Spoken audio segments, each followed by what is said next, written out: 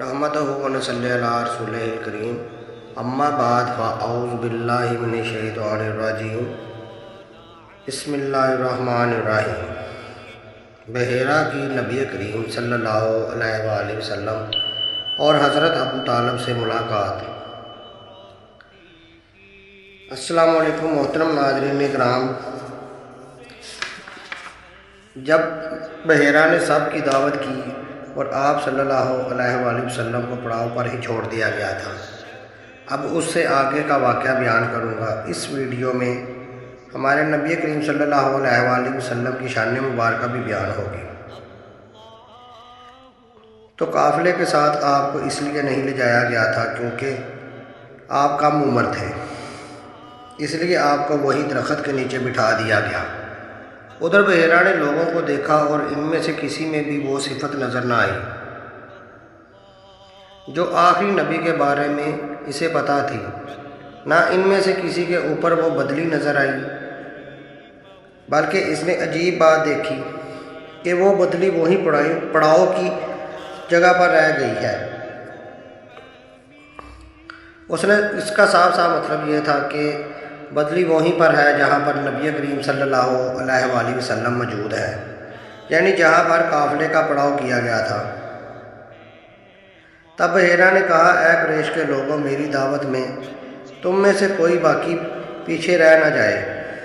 اس پر قریش نے کہا، اے بحیرہ، جن لوگوں کو آپ کی اس دعوت میں لانا لازمی تھا ان میں سے تو کوئی رہ نہیں گیا، ہاں ایک لڑکا رہ گیا ہے جو کم عمر ہے۔ ناظرین، بحیرہ بولا، تب پھر مہربانی فرما کر اسے بھی بلائیں۔ یہ کس قدر بری بات ہے، آپ سب آئے اور وہ آپ میں سے ہو کر وہ نہیں آیا، اور میں نے اسے آپ لوگوں کے ساتھ دیکھا تھا۔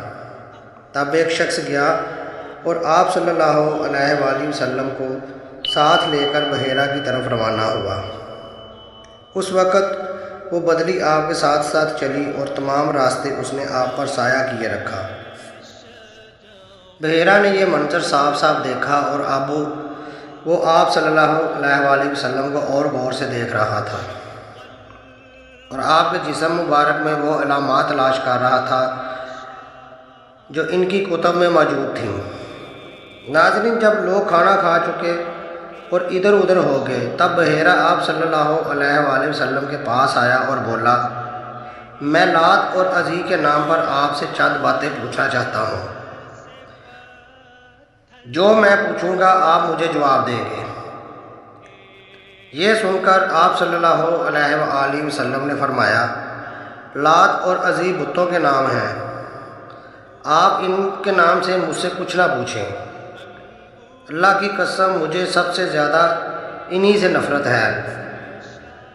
اب بحیرہ بولا، اچھا تو پھر اللہ کے نام پر بتائیں جو میں پوچھنا چاہتا ہوں۔ تو آپ نے فرمایا، پوچھو، کیا پوچھنا چاہتے ہو؟ اس نے بہت سے سوالات آپ کی عادت مبارک کے بارے میں بھی پوچھا۔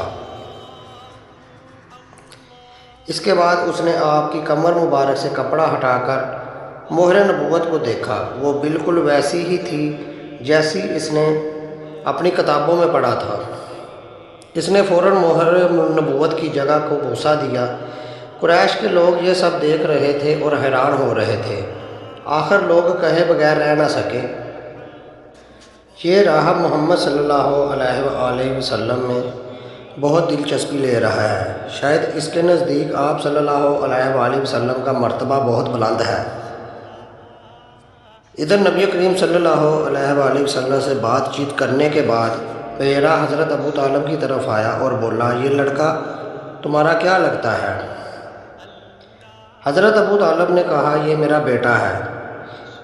اس پر بحیرہ نے کہا، نہیں، یہ تمہارا بیٹا نہیں ہو سکتا، یہ نہیں ہو سکتا کہ اس کا باپ زندہ ہو۔ حضرت ابو طالب کو یہ سن کر بہت حیرت ہوئی، پھر انہوں نے کہا، دراصل یہ میرے بھائی کا بیٹا ہے۔ بحیرہ نے پوچھا، ان کی والدہ کہاں ہے؟ حضرت ابو طالب نے جواب دیا کہ ان کا کچھ عرصہ پہلے انتقال ہو گیا ہے۔ پھر بحیرہ نے پوچھا، ان کے والد کہاں ہیں؟ اس پر حضرت ابو طالب نے جواب دیا کہ وہ بھی فوت ہو چکے ہیں اور ان کی وفات تب ہوئی تھی جب یہ پیدا بھی نہیں ہوئے تھے۔ یہ سنتے ہی بحیرہ نے کہا بالکل ٹھیک ہے، اب تم یوں کرو کہ اپنے بھتیجے کو وطن واپس لے جاؤ، یہودیوں سے ان کی پوری حفاظت کرو، اگر انہوں نے ان کو دیکھ لیا، وہ نشانیاں دیکھ لیں جو میں نے دیکھی ہیں، تو وہ انہیں نعوذ باللہ قتل کرنے کی کوشش کریں گے۔ تمہارا یہ بھتیجا نبی ہے، ان کی بہت شان ہے، ان کی شان کے بارے میں ہم اپنی کتابوں میں لکھا پاتے ہیں اور ہم نے اپنے باپ دادوں سے بھی بہت کچھ سن رکھا ہے۔ میں نے یہ نصیحت کر کے اپنا فرض پورا کیا، اب انہیں واپس لے جانا تمہاری ذمہ داری ہے۔ ناظرین، حضرت ابو طالب بحیرہ کی باتیں سن کر خوف زدہ ہو گئے اور آپ صلی اللہ علیہ وآلہ وسلم کو واپس لے کر مکہ آ گئے۔ اس واقعے کے وقت آپ صلی اللہ علیہ وآلہ وسلم کی عمر مبارک 9 سال تھی۔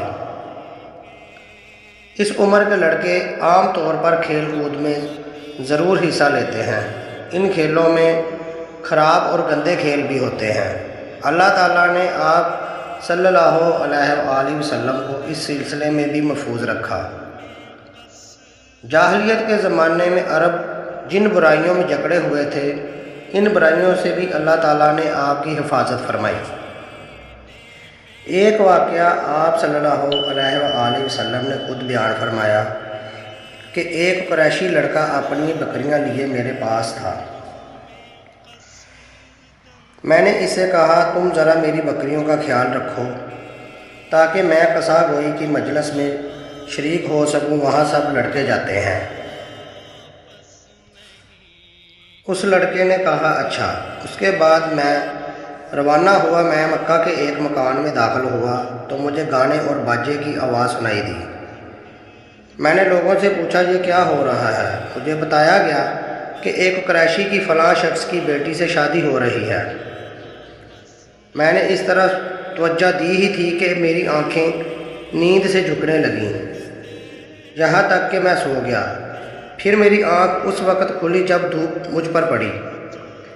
آپ صلی اللہ علیہ وآلہ وسلم واپس اس لڑکے کے پاس پہنچے تو اس نے پوچھا تم نے وہاں جا کر کیا دیکھا؟ میں نے اسے سارا واقعہ سنا دیا۔ دوسری رات بھی ایسا ہی ہوا۔ مطلب یہ کہ قریش کے گانے باجوں اور مجلسوں سے اللہ تعالیٰ نے آپ کو محفوظ رکھا۔ ناظرین، قریش کے ایک بت کا نام بوانا تھا۔ قریش ہر سال اس کے پاس حاضری دیا کرتے تھے، اس کی بے حد عزت کرتے تھے، اس کے پاس قربانی کے جانور ذبح کرتے، سر منڈواتے، سارا دن اس کے پاس اعتکاف کرتے۔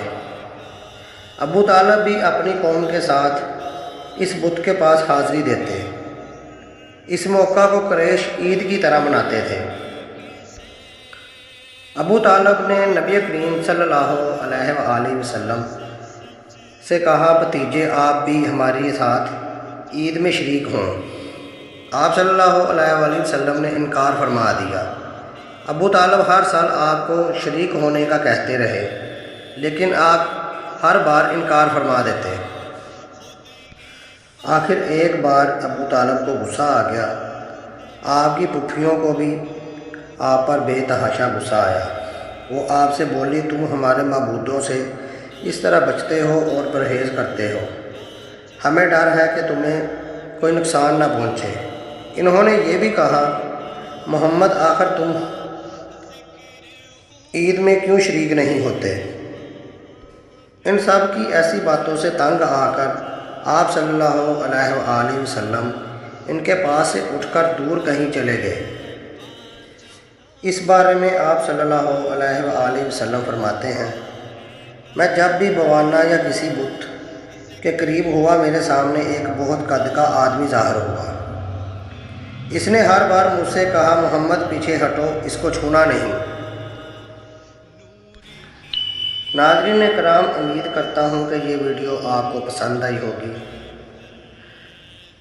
اگر آپ اس طرح کی ویڈیو دیکھنا چاہتے ہیں تو میرا یہ چینل نور المدینہ کو لائک اور سبسکرائب ضرور کریں، اور اگر آپ اس ویڈیو کو فیس بک پر دیکھ رہے ہیں تو فالو ضرور کریں۔ آپ نے اس ویڈیو میں دیکھا کہ کیسے اللہ تعالیٰ نے ہمارے نبی کریم صلی اللہ علیہ وآلہ وسلم کی جگہ جگہ پر حفاظت فرمائی۔ تو ملیں گے اگلی کسی اچھی سی ویڈیو میں، تب تک کے لیے